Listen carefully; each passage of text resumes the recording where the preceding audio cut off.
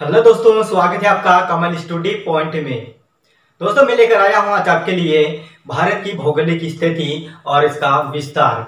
ठीक है, जिसमें हम पढ़ने वाले हैं भारत की भौगोलिक स्थिति में इसका क्षेत्रफल देखेंगे और इसका अक्षांश और देशांतरी विस्तार देखेंगे, उसकी आकृति, उसका विस्तार एवं उसके जो कर्क रेखा जो भारत के बीच में से गुजरती है। ठीक है, इसके मध्य से जो गुजरती है इसके बारे में देखने वाले हैं और इसकी जानकारी होना बहुत जरूरी है। और जो इनके बारे में जो बताने जा रहा हूँ वो भी विज्ञान की दृष्टि से बहुत महत्वपूर्ण है।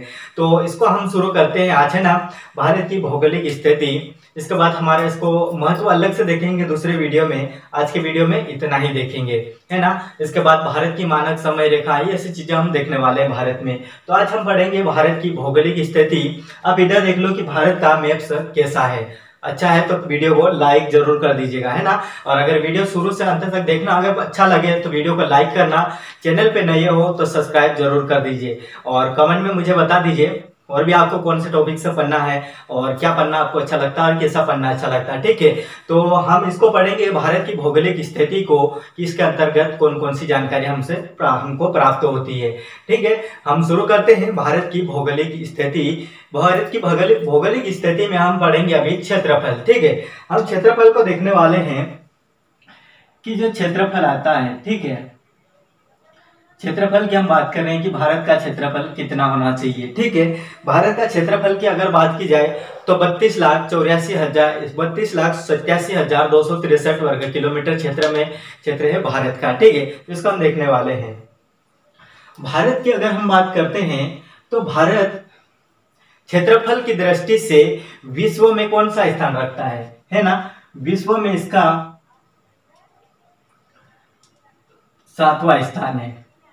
ठीक है, तो भारत का 7वां स्थान है विश्व की दृष्टि से, क्षेत्रफल में इसका 7वां स्थान है। और अगर आप देखो कि क्षेत्रफल में 7वां स्थान आता है इसका, जो कि विश्व की, है ना, विश्व की 2.42%, कितनी 2.42% क्षेत्रफल पर। ठीक है, 2.42% क्षेत्रफल पर कितनी 17, ठीक है, 17.5% जनसंख्या निवास करती है। ठीक है,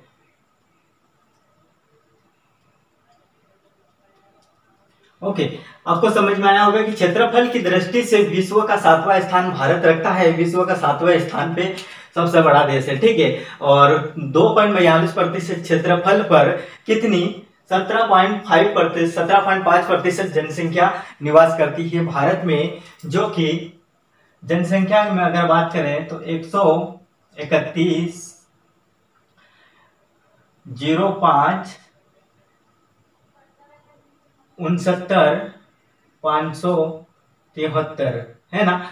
इतनी जनसंख्या निवास करती है। 131,05,69,573 जनसंख्या यहाँ पर निवास करती है।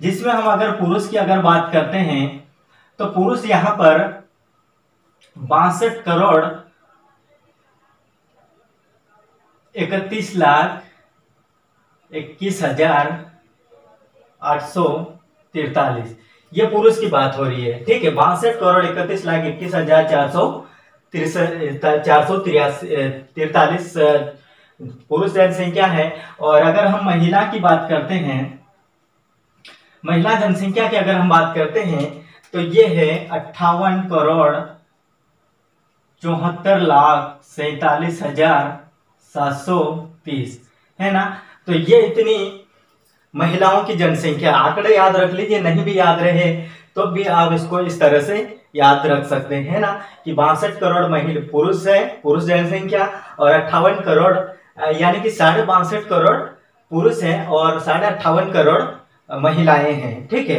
तो इसी तरह ये इतनी सारी जनसंख्या है। इसके बाद हम देखते हैं कि भारत का विश्व की दृष्टि से 7वां स्थान आता है। ठीक है, और जनसंख्या की दृष्टि से इसका कौन सा स्थान आता है, तो जनसंख्या की दृष्टि से ये विश्व में कौन सा स्थान रखता है, ये दूसरा स्थान रखता है। ठीक है,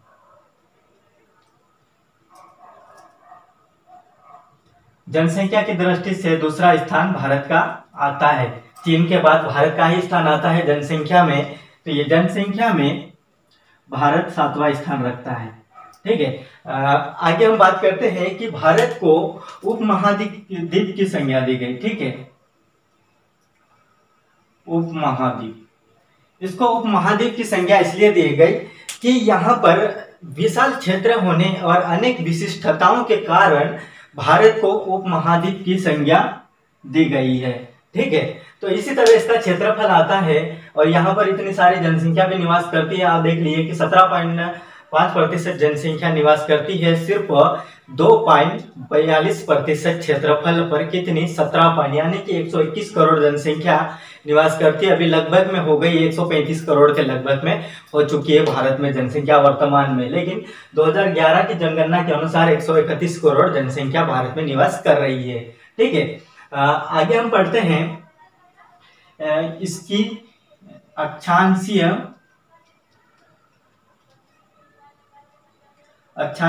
स्थिति विस्तार। ओके, इसका अक्षांशीय स्थिति विस्तार की अगर हम बात करते हैं तो भारत अक्षांशीय विस्तार में है ना, अक्षांशीय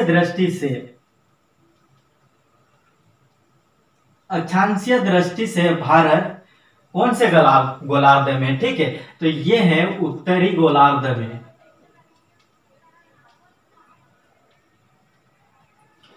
अक्षांशीय दृष्टि से भारत उत्तरी गोलार्ध में है और देशांतरी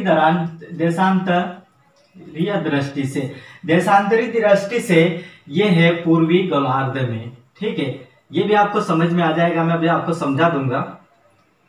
ओके, तो ये देशांतरीय दृष्टि से पूर्वी गोलार्ध में है, अक्षांशीय दृष्टि से उत्तरी गोलार्ध में है। ठीक है, इसको अगर आपको मैं अगर समझाता हूं तो पृथ्वी कुछ इस तरह की बनी हुई आती है। ठीक है, सॉरी मेरे को ये बनाते तक नहीं आ रहा है। तो पृथ्वी इस तरह की कुछ आती है ना, इस तरह का गोला आता है पृथ्वी का। यहाँ पर कुछ सर्कल आप लोगों ने देखा होगा कि ये भूमध्य रेखा है, यानी कि 0 डिग्री अक्षांश। ठीक है, एक यहाँ से ऐसी लाइन आएगी जो 0 डिग्री देशांतर होगी। ठीक है, तो अब जो ऐसी लाइन यहाँ पर जो खींची हुई रहती है, ठीक है, ये मकर रेखा रहेगी ये वाली, और ये कौन सी कर्क रेखा आती है। ठीक है, तो यहाँ पर बताया जा रहा है कि अक्षांशीय दृष्टि से उत्तरी गोलार्ध में, देशांतरी दृष्टि से पूर्वी गोलार्ध में कैसा रहा भारत। ठीक है, तो यहां से अगर आप देखोगे,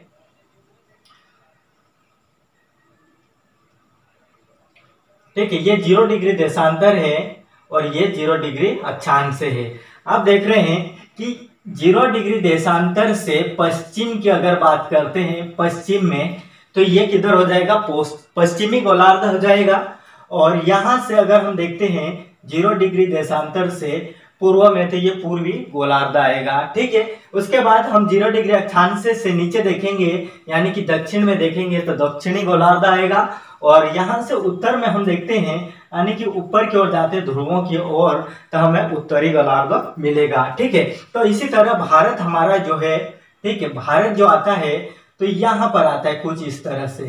ठीक है, यहां पर इस रेखा से नीचे नहीं है, जो 0 डिग्री दिख रहे हैं आपको, 0 डिग्री से ऊपर है।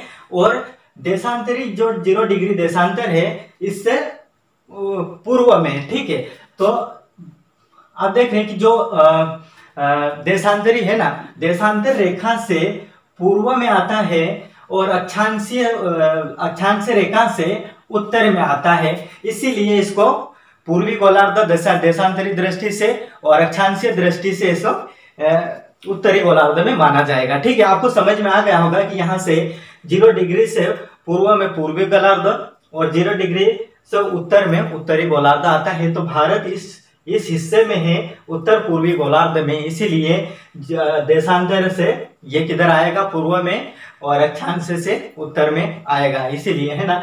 तो ये अक्षांश दृष्टि से उत्तरी गोलार्ध, देशांतरी दृष्टि से पूर्वी गोलार्ध में आ चुका है। ठीक है, इसी तरह इसको हम देखते हैं कि भारत जो है कितनी डिग्री पे। ठीक है, तो भारत का जो अक्षांशीय है ना, भारत का अक्षांश कितना है, भारत का अक्षांश है 8 डिग्री 4 मिनट। ठीक है, 8 डिग्री 4 मिनट उत्तरी अक्षांश आएगा इसका।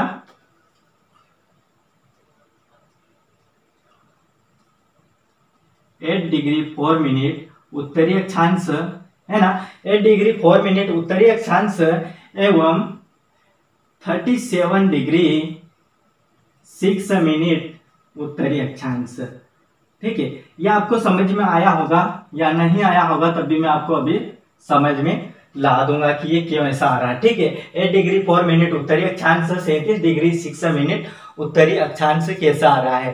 ठीक है, अब यहाँ पर भारत को देख रहे होंगे कि भारत का हिस्सा यहाँ तक आ रहा। ठीक है, भारत का हिस्सा जो आ रहा है ये, ठीक है, इस लाइन पे टच हो रहा है और ऊपर अगर आप लाइन खींचोगे, सीधी लाइन एक खींचते हो तो इस तरह की खींचोगे। ठीक है, दूसरी लाइन आप खींचोगे इस तरह से, लाइन अगर खींचोगे इस तरह से तो गुजरात को टच करेगी, और अगर इधर से इस तरह से लाइन खींचोगे तो अरुणाचल प्रदेश को ये टच करेगी। ठीक है, तो यहाँ पर 8 डिग्री 4 मिनट उत्तरी अक्षांश और 37 डिग्री 6 मिनट उत्तरी अक्षांश कैसा आ रहा है। तो यहाँ पर जो बिंदु टच करता है ये है 8 डिग्री 4 मिनट उत्तरी अक्षांश। ठीक है, 8 डिग्री 4 मिनट उत्तरी अक्षांश आपको समझ में आ गया होगा कि ये उत्तरी अक्षांश में आ रहा है, यानी कि अक्षांशीय रेखा से उत्तर में आ रहा है, इसीलिए उत्तरी अक्षांश लिखा जाएगा। हम ऊपर भी लिखेंगे तब भी दक्षिणी अक्षांश नहीं लिखेंगे, क्योंकि ये उत्तरी अक्षांश यहाँ पर आना चाहिए और दक्षिणी यहाँ पर आना चाहिए, लेकिन ये उत्तरी क्यों आ रहा है कि हम इसके अंदर की बात कर रहे हैं। ठीक है, अक्षांश रेखा से ऊपर और देशांतर रेखा से पूर्व में बात कर रहे हैं, इसीलिए ये अक्षांश आएगा, है ना। तो नीचे लिखेंगे या ऊपर लिखेंगे उत्तरी अक्षांश ही आएगा, क्योंकि हम अक्षांश की बात कर रहे हैं, यानी कि हमारा भारत अक्षांश की उत्तरी अक्षांश में ही है और पूर्वी देशांतर में है। तो ये अपना आइडिया है कि 8 डिग्री 4 मिनट उत्तरी अक्षांश से 37 डिग्री 6 मिनट उत्तरी अक्षांश आ रहा है। ठीक है, यह आ गया है 37 डिग्री 6 मिनट उत्तरी अक्षांश, यह आ चुका है। तो आपको समझ में आ गया उत्तरी अक्षांश का मतलब, समझ में आया कि नहीं, है ना। नहीं भी आया तो डबल से आपको मैं समझा सकता हूं दूसरे वीडियो में भी, है ना। तो यह आपको समझ में आ जाना चाहिए, क्योंकि जो पृथ्वी है, ठीक है, इस पृथ्वी के हम दोनों तरफ की अगर बात करते हैं तो ये आ गया है। आप यहाँ दिशा आपको पता ही होगा। ठीक है, ये पश्चिमी है और ये उत्तरी है और ये दक्षिणी है और ये पूर्वी है। ठीक है, ये पूर्व, पश्चिम, उत्तर और दक्षिण। ठीक है, तो यहाँ पर आपको समझ में आ रहा होगा कि इस लाइन से, ठीक है, इस लाइन से ये 0 डिग्री लाइन है और ये भी 0 डिग्री लाइन है। ठीक है, ये वाले भी 0 डिग्री लाइन है। तो यहाँ अगर हम बात करते हैं तो ये 0 डिग्री लाइन से नीचे नीचे देखो कि जो नीचे का हिस्सा, जितना भी नीचे का जो हिस्सा आएगा, ठीक है, ये वाला, ठीक है, जितना भी जो नीचे के हिस्सा आएगा आपको क्या लगेगा, ये दक्षिणी गोलार्ध लगेगा। ठीक है, फिर यहां से अगर हम बात करते हैं तो यहां से जितना भी 0 डिग्री से ऊपर जो भी अपने को लाइन मिलती है, ठीक है, 0 डिग्री से जितनी भी चीजें अपने को मिलती है, ये क्या आ जाएगा, उत्तरी गोलार्ध हो जाएगा। ठीक है, 0 डिग्री से ऊपर और 0 डिग्री से नीचे दक्षिणी गोलार्ध आएगा। आपको दिशा याद होना चाहिए। दूसरी बात करते हैं हम, है ना, दूसरी बात यहाँ हम करते हैं कि पश्चिमी गोलार्ध कहाँ से आना चाहिए। ये लाइन दिख रही 0 डिग्री देशांतर की। ठीक है, ये 0 डिग्री देशांतर की लाइन है।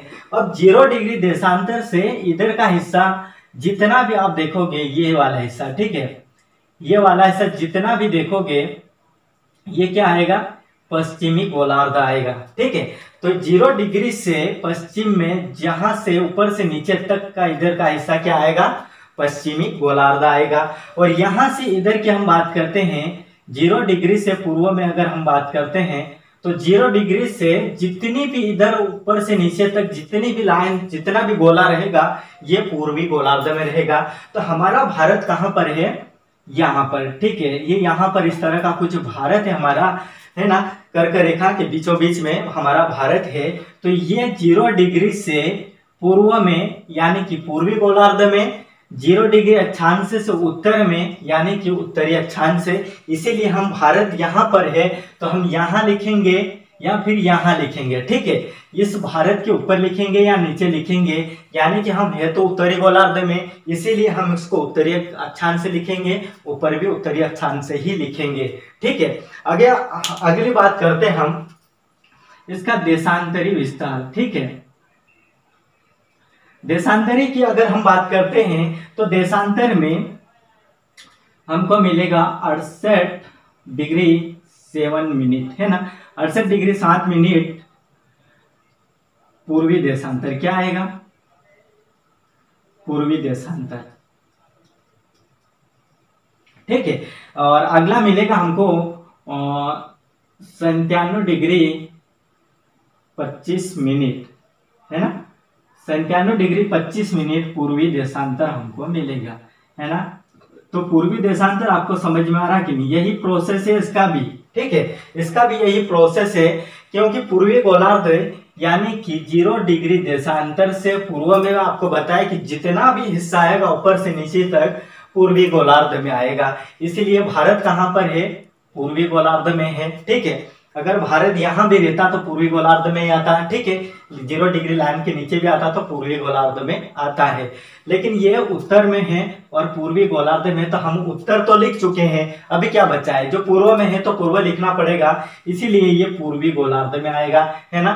तो 68 डिग्री 7 मिनट पूर्वी देशांतर से 97 डिग्री 25 मिनट पूर्वी देशांतर के मध्य में आता है। तो यहाँ पर हमको लिखना पड़ेगा कि 68 डिग्री 7 मिनट। ठीक है, 68 डिग्री 7 मिनट पूर्वी देशांतर। ठीक है, 68 डिग्री 7 मिनट पूर्वी देशांतर, जो कि गुजरात के कच्छ से, है ना, सर क्रीक जो उसको बोलते हैं, सर क्रीक गुजरात में है ना, तो कच्छ में, गुजरात के कच्छ से 68 डिग्री 7 मिनट आता है। तो इधर हमारा जो हिस्सा आता है 97 डिग्री 25 मिनट पूर्वी देशांतर। ठीक है, अभी ये तो समझ में आएगा होगा कि मैं गोले के हिसाब से बता दिया आपको कि पूर्व में पूर्वी गोलार्ध, उत्तर में उत्तरी गोलार्ध ही आएगा। तो ठीक है, 97 डिग्री 25 मिनट पूर्वी देशांतर और 68 डिग्री 7 मिनट पूर्वी देशांतर के बीच में भारत आता है।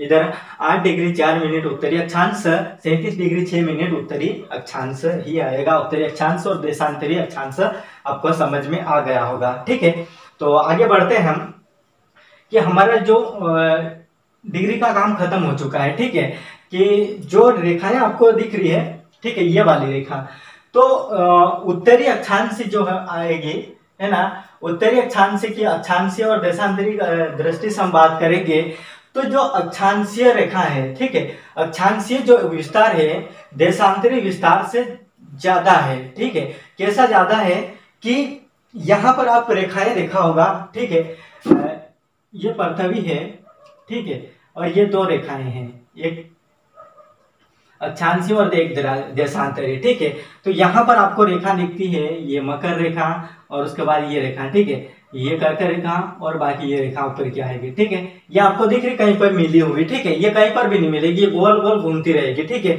इस रेखा से अगर चल के जाओगे रेखा से तो वापस इसी जगह पे वापस आ जाओगे घूम के। ठीक है, लेकिन ये वाली रेखा की अगर हम बात करते हैं तो ये कुछ इस तरह की आएगी। ठीक है, कुछ इस तरह की रेखा आएगी, यानी कि आप अगर दक्षिण में से अगर इस रेखा पे चलते हो, ठीक है, दक्षिण में से इस रेखा पे चाहे 0 डिग्री पे चल के जाओ, ठीक है, या फिर ये 23.5 डिग्री वाली इस लाइन से चल के जाओ। ठीक है, तो इस रेखा से अब जब चल के जाओगे तो ऊपर में यहां से चलोगे, ठीक है, इस रेखा से चलोगे तब भी आप 0 डिग्री पे जाके ही मिलोगे। यानी कि ये जो है कि इधर की साइड तो फैली हुई है, लेकिन ये ध्रुवों पे जाके क्या है, मिली हुई है।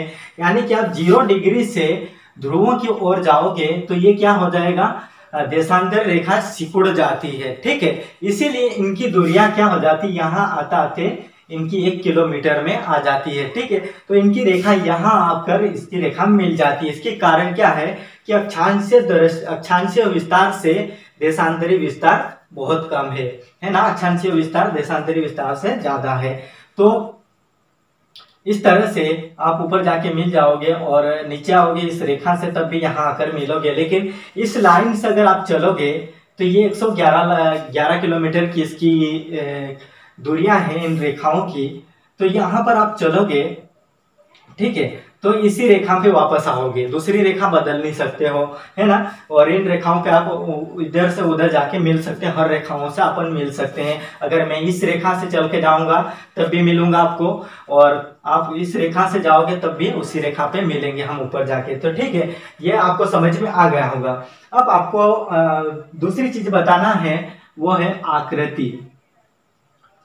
ठीक है, इसकी आकृति की अगर हम बात करते हैं, ओके, इसकी आकृति की हम बात करते हैं कि इसकी आकृति कैसी आएगी। तो भारत की आकृति की अगर बात करें तो ये है चतुष्कोणीय। ठीक है, ये इसकी आकृति आएगी चतुष्कोणीय, इसकी आकृति आएगी भारत की। और दूसरी बात करें तो भारत के उत्तर से पश्चिम, ठीक है, उत्तर से पश्चिम इसकी जो लंबाई है यहां से, ठीक है, जम्मू कश्मीर से लगाते हैं हम और कहां तक, कन्याकुमारी तक, है ना, तमिलनाडु। तो यहां से इसकी जो लंबाई है, इसकी अगर हम बात करते हैं तो इसकी लंबाई है 3214 किलोमीटर। ठीक है, तो इसकी 3214, ठीक है, 3214 किलोमीटर इसकी लंबाई है। यानी कि उत्तर से दक्षिण की इसकी लंबाई है 3214 किलोमीटर।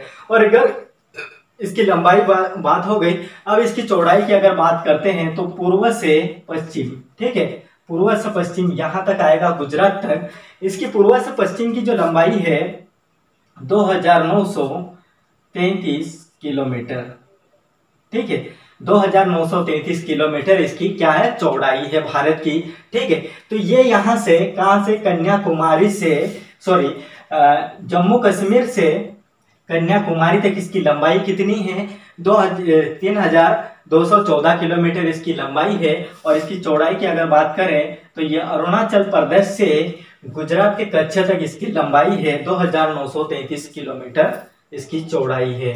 ठीक है, तो आपको समझ में आ गया, अरुणाचल प्रदेश और गुजरात, इधर जम्मू कश्मीर, और इधर क्या आएगा, कन्याकुमारी। ठीक है, अगली हम बात करते हैं कि जो है ना, तो चलो ये बात तो हो गई, आकृति की बात हो चुकी है। अभी हम बात करते हैं इसका विस्तार। ठीक है, इसका विस्तार की अगर हम बात करते हैं, इसका विस्तार कैसा आएगा। ठीक है, इसकी विस्तार की अगर हम बात करते हैं तो भारत का जो विस्तार है ना, भारत का विस्तार, यानी कि हम बात कर रहे हैं भारत के विस्तार में, इसकी आकृति चतुष्कोणीय है, इसकी उत्तर दक्षिण देख लिए, पूर्व पश्चिम देख लिए। उसके बाद में इसका जो विस्तार आएगा, ठीक है, तो विस्तार यहां से जम्मू कश्मीर के कौन सा,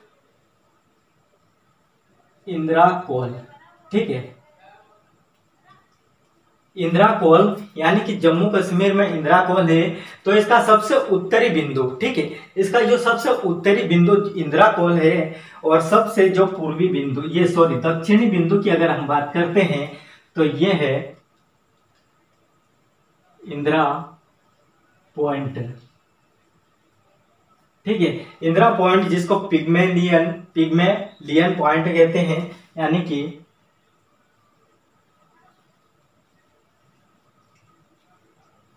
ठीक है, पिग्मेलियन पॉइंट भी इसको कहते हैं। लेकिन आप देख रहे हैं कि वो उत्तर से, है ना, उत्तर में जम्मू कश्मीर इंदिरा कोल और दक्षिण में कन्याकुमारी। कन्याकुमारी पे ये वाला पॉइंट नहीं है, ठीक है, कोमोरियन है, क्या है, नाम लिख देता हूं, केव जिसको बोलते हैं, केव कोमोरियन। ठीक है, ये कहां पर है, ये कन्याकुमारी में। ठीक है, केप कोमोरियन जिसको बोलते हैं, ये है कन्याकुमारी में। लेकिन इस सबसे दक्षिणी बिंदु की, मुख्य बिंदु की बात करते हैं तो ये यहां से इतनी दूरी पे आएगा, लगभग में यहां पर, यानी कि अंडमान आगे तो समझ गए, मैंने अंडमान लिखा तो निकोबार भी आएगा। अंडमान निकोबार का ये इस तरह से हिस्सा यहाँ आता है, ठीक है, ये इस तरह। तो यहाँ पर सबसे दक्षिण में जो द्वीप है जिसको बोलते हैं ग्रेट निकोबार, ठीक है, ग्रेट निकोबार। तो इसका सबसे दक्षिणी बिंदु क्या आ जाएगा, ग्रेट निकोबार। लेकिन अगर इसकी मुख्य भूमि की अगर बात करते हैं, ठीक है, मुख्य बिंदु की अगर बात करें तो ग्रेट निकोबार में क्या आएगा, इंदिरा पॉइंट।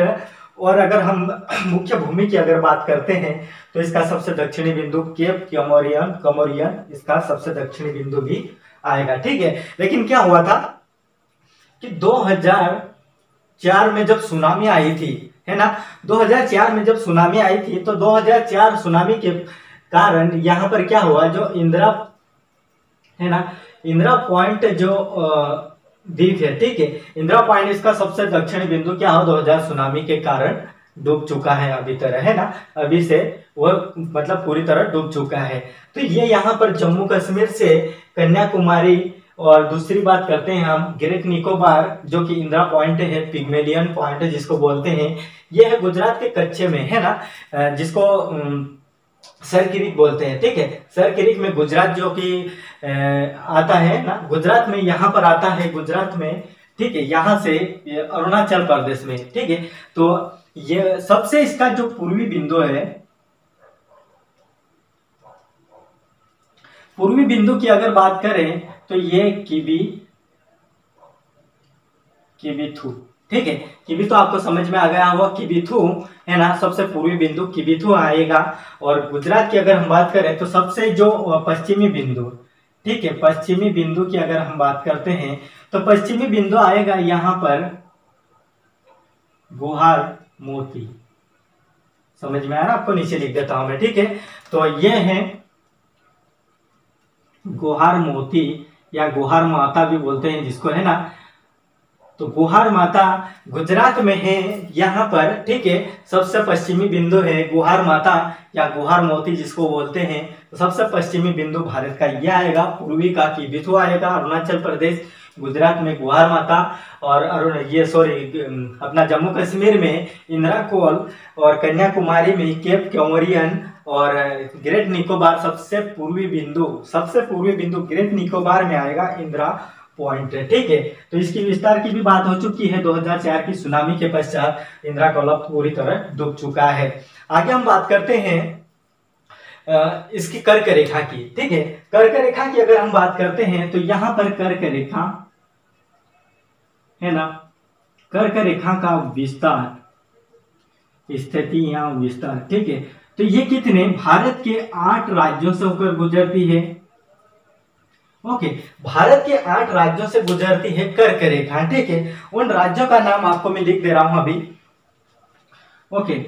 तो ये कहां से शुरू होगा, गुजरात से, ठीक है, गुजरात से शुरू होती है कर्क रेखा, गुजरात से आती है राजस्थान, ओके, गुजरात से राजस्थान, राजस्थान के बाद मध्य प्रदेश, ठीक है, मध्य प्रदेश, उसके बाद आती है छत्तीसगढ़,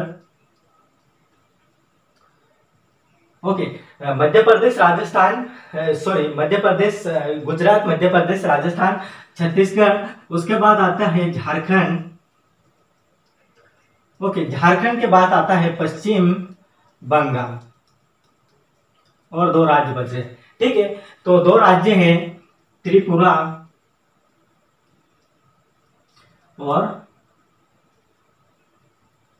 मिजोरम, ठीक है। 8 राज्य हम गिनते हैं, गुजरात 1, राजस्थान 2, मध्य प्रदेश 3, छत्तीसगढ़ 4, झारखंड 5, पश्चिम बंगाल 6, त्रिपुरा 7 और मिजोरम 8। यानी कि मिजोरम आपको त्रिपुरा ये वाला हिस्सा आपको मिलेगा, ठीक है, ये वाला हिस्सा आपको त्रिपुरा का मिलेगा, और ये वाला हिस्सा आपको क्या मिलेगा, मिजोरम का मिलेगा, ठीक है।